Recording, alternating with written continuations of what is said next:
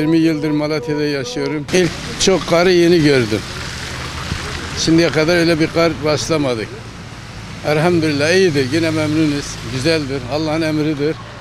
Allah'ın emirlerine şükür etmeliyiz. Rabbimden mi istedik ve Allah da verdi. Elhamdülillah. Dört gözle bekliyorduk bu rahmeti ve gördük. Rabbime şükürler olsun.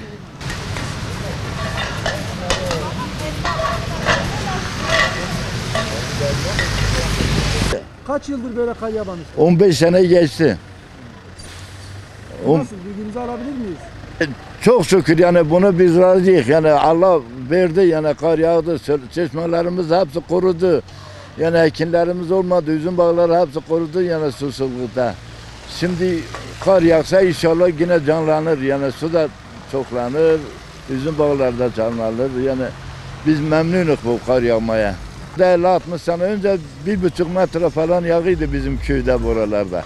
Şimdi kaç senedir yağmıyor ama bu sene iyi yağdı. Güzel rahmet yağıyor. Rabbim yani bugünlerde bize gösterdi. Bereketli kar yağıyor. Mahsul yani hep kuraklık geçti bu yıl.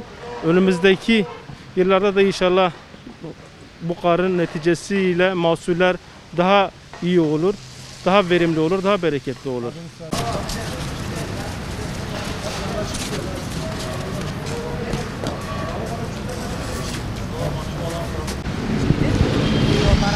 Abla Malatya'ya uzun süredir böyle kar yağmamıştı. Duygularınızı alabilir miyiz? Evet yağmadı ama çok güzel yani hoşuma gitti. Bence belediyeler de biraz da yolu açmak için çaba harcasalar şeyler için daha iyi olur. Ama öyle bir çabaları yoktu. Sadece merkez için. Diğer Battalgazi tarafını düşünen yok mesela. Buradan Büyükşehir Belediyesi'ne ben sesleniyorum. Hani Battalgazi tarafında otobüsler gelmiyor, minibüs yok, ulaşım yok. 1 saat yol yürüyoruz merkeze gelmek için. Bunun için de bir çalışma yapsalar daha iyi olur bence. Daha güzel olur. Evet. Duygularınızı alalım. Merhaba. Malatya yıllar sonra bu şekilde bir kar yağdı. Yani tahminim doğma büyüme Malatyalı olarak 30 sene olmuştur böyle rahmet yağmayalı. Çok güzel oldu. Yalnız belediyemiz sınıfta kaldı her yönüyle. Durum ortada yani. Maşallah rahmet yağıyor. Ama belediye en son sınıfta kaldı. Sınıfta değil, en son sınıfta kaldı. Yani çalışma yok. Yani ana arterler açık değil ilk karda. Geç kaldılar yani. Bayağı geç kaldılar. Sözde 400 araçla başladılar bu işe ama her yönüyle sınıfta kaldı belediyemiz.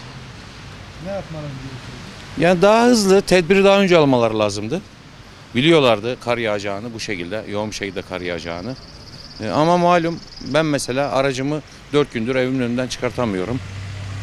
Durum bu.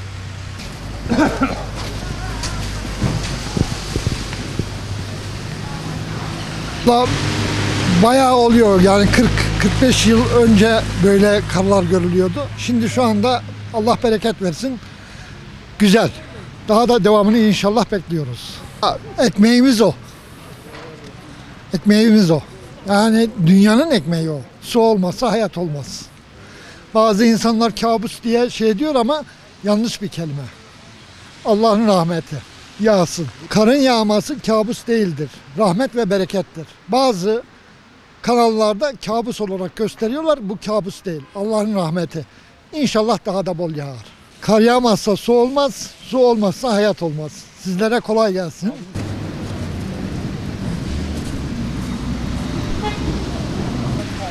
Belediye çalışmayınca esnaf gördüğün gibi. Valla gördüğün gibi belediyemiz çalışmıyor. Maalesef gördüğünüz gibi Kuyumcular Çarşısı kar altında. İlk yağan kardan dolayı daha halen temizlememişler. Ben de burada bir esnafım tabi. Dükkanımıza müşteri gelmiyor. Müşteriler kayıyor. İster istemez haliyle iş başa düştü. Tuzlama yok. Çalışma yok. Gördüğünüz gibi malzememiz bu. Bu şekilde işte fırçamızla tabi bir pötürgeli olarak yapıyoruz. Kar, kış. Malatya'da bu sene kar biraz çok yağdı aslında. Tabi hazırlıksız olabilirler. Belediyemiz diyebilir kar çok yağmış ama ben buna pek kanaat getirmiyorum. Çünkü meteoroloji bir hafta öncesinde zaten haberini veriyor. Ve diyor ki doğuda işte kar yağacak. Ki şu an mahalleler kapalı. Aracımla gelemedim işime. Çalışmaya başlıyoruz. Belediyemizde bu konudan dolayı destek bekliyoruz ama bu destekler tam yaklaşık olarak 2 haftadır sonuçsuz buldu. Battalgazi Belediyesi'ne yaklaşık olarak 3 kayıt oluşturduk. Ve bu kayıtlarda işte karın kaldırılması, tuzlama yapılması, esnaflara yardımcı olmasını istiyoruz ama gördüğünüz gibi şu tarafa doğru da çekebilirsek karı net görürüz. Kar olduğu gibi ortada, işte esnaflar sağ olsun birlik beraberlikle karı temizliyor. Tabii vatandaşlar da karda yürüyemiyor. Yoğun bir kar var. Ama belediye Kuyumcular Çarşısı'nı unutmuş bir halde. Görüyorsunuz çalışmalar yarım kaldı. Kardan dolayı esnaf mağdur. Belediyenin söyleyeceği hiçbir cümleye artık inanmayacağım. Kendim şahsi olarak söylüyorum. Bu konudan dolayı gördüğünüz gibi siz de canlı olarak şahitsiniz. Fırçayla, çekçekle kar kürüyoruz.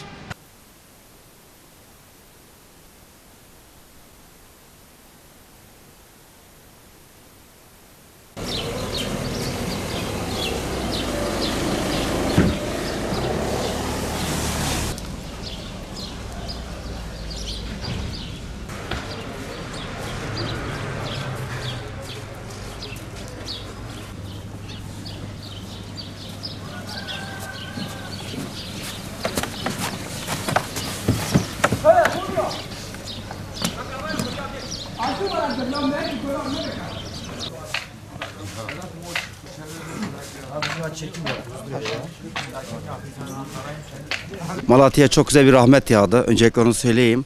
Ama insanlarımız ne yazık ki yok beyaz kabus geldi, yok şu geldi, yok bu geldi.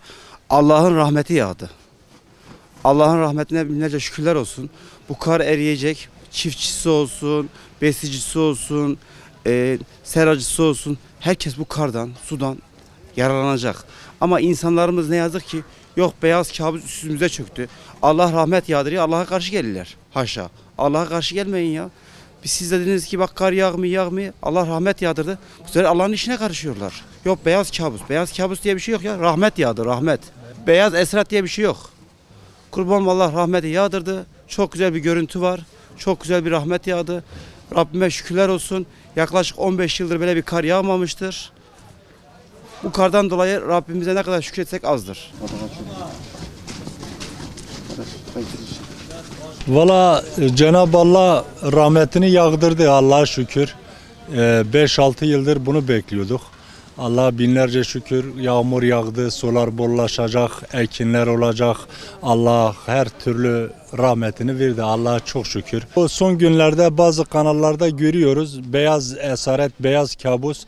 Tövbe haşa öyle bir şey yoktur. Cenab-ı Allah'ın verdiği her şey rahmettir. Cenab-ı Allah bunu vermese yani değil Türkiye, bütün dünya yani susuz kalır. Cenab-ı Allah rahmetini yağdırmasa, su vermese bir insan susuz kaç gün yaşayabilir? Yani öyle bir şey yoktur. Onlar yanlıştır.